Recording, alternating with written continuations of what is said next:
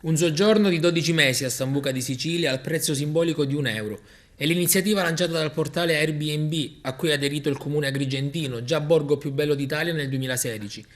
In brevissimo tempo l'iniziativa ha registrato oltre 100.000 richieste, arrivate da diverse parti del mondo, soprattutto Stati Uniti, Argentina, India, Messico e Regno Unito.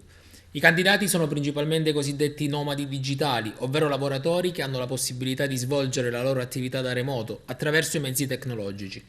Una realtà resa evidente dallo smart working, tipico dei lockdown durante i primi mesi della pandemia da Covid-19. Non è la prima volta che il comune di Sambuca propone delle iniziative del genere. Già nel 2019 aveva messo in vendita 17 immobili, anche questa volta al costo di €1. E anche in quel caso c'era stata una grande partecipazione, che aveva consacrato il borgo a meta privilegiata del turismo internazionale e dell'interesse da parte di VIP di tutto il mondo. Lorraine Bracco, attrice italo-americana, aveva in quell'occasione realizzato un programma televisivo sui canali di Discovery Channel, permettendo al comune agrigentino di farsi conoscere anche oltre l'Atlantico. L'amministrazione sambucese spera di raddoppiare quest'anno, sottolineando che il recupero di questi immobili, ha detto il sindaco Leo Ciaccio, ha restituito bellezza e decoro al nostro centro storico, diventando esempio di rigenerazione urbana per tanti altri borghi.